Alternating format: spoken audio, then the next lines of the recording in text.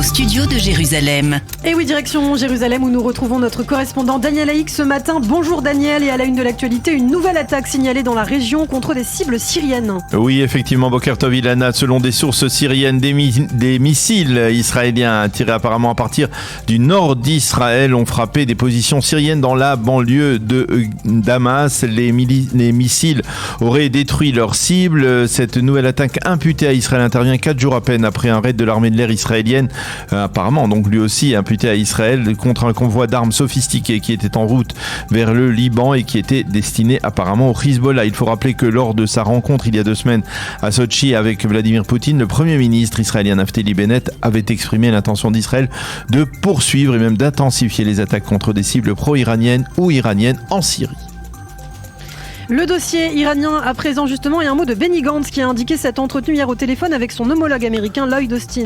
Selon le ministre de la Défense, il a été question de la coopération régionale face à la menace du nucléaire iranien et d'approfondissement de discussions sur les questions stratégiques et militaires entre les deux pays. Les deux leaders ont prévu de se rencontrer prochainement. Je vous rappelle que l'administration américaine continue à croire en une option diplomatique, mais envisage aussi conjointement avec Israël d'autres options comme l'option militaire. Le survol en début de semaine du territoire israélien par un bombardier américain en route vers le golfe Persique, escorté par une escadrille d'avions de chasse israéliens, était destiné avant tout à concrétiser cette coopération israélo-américaine en matière militaire. Dans le reste de l'actualité, c'est aujourd'hui en Israël que se tiendra un exercice d'envergure de la défense passive. Oui, et dans le cadre de cet exercice, les sirènes d'alerte seront actionnées dans la matinée entre 10 et 11 heures israélienne, en particulier dans le nord et le sud du pays. La défense passive expérimente sa réactivité en cas d'attaque de missiles à partir du nord ou même du sud du pays. Et il s'agit là d'un des plus importants exercices de la défense passive au cours des dernières années. Toujours dans le domaine sécuritaire, une nouvelle attaque de hackers signalée contre des cibles israéliennes. Oui, il s'agit cette fois du groupe de hackers Moses Staff qui a affirmé avoir réussi à forcer les codes secrets de 3 compagnies d'engineering israéliennes. Ces hackers avaient déjà révélé des photos du ministre de la Défense Benny Gantz lorsqu'il était chef d'état-major de Tsahal.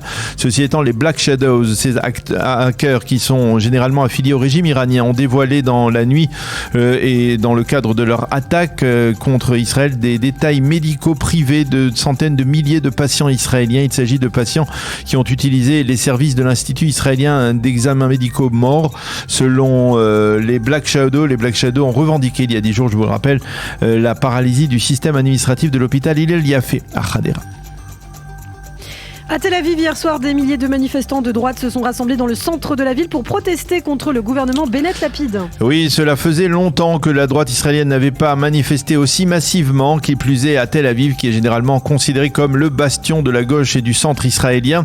Plusieurs milliers de personnes se sont rassemblées en effet sur la place du Théâtre Habima, au cœur de Tel Aviv, pour fustiger la politique actuelle du gouvernement israélien, et ce à la veille du vote crucial du budget sur le budget de l'État. Le gouvernement Bennett est en train de brader les biens nationaux, ont scandé les manifestants, dont certains brandissaient des pancartes sur lesquelles on pouvait également lire « La trahison de Bennett est un crime ». Au cours de ce rassemblement, plusieurs responsables de la droite nationaliste et israélienne du Likoud comme Miri Regev et des députés sionistes religieux Smotrich et Ben Gvir ont pris la parole. À noter que le vote sur le budget de l'État devrait d'ailleurs débuter en fin d'après-midi. Oui, il pourrait se prolonger pendant près de 24 heures au vu des nombreux amendements déposés par l'opposition. Durant ces 24 heures, les 61 députés de la coalition seront mobilisés. Ils ne pourront guère quitter l'hémicycle afin de ne pas risquer d'offrir sur un plateau d'argent une victoire même symbolique à l'opposition. De l'avis général, on considère que le budget de l'État sera entériné demain soir et pour la première fois depuis 3 ans et demi, l'État d'Israël aura donc un budget officiel.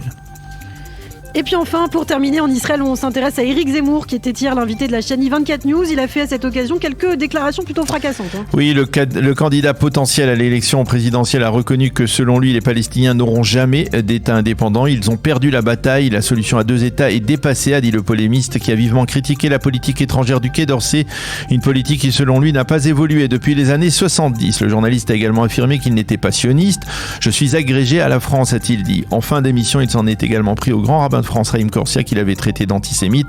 Le grand rabbin de France veut amener mon scalp à Emmanuel Macron. Ce n'est qu'un juif de cour, a déclaré Éric Zemmour. Une rapide page météo pour clore ce premier journal d'information. Le temps sera normal, partiellement nuageux, à clair, avec des températures normales pour la saison. Il fera 22 degrés aujourd'hui à Jérusalem, 25 à Tel Aviv et 29 degrés à Eilat.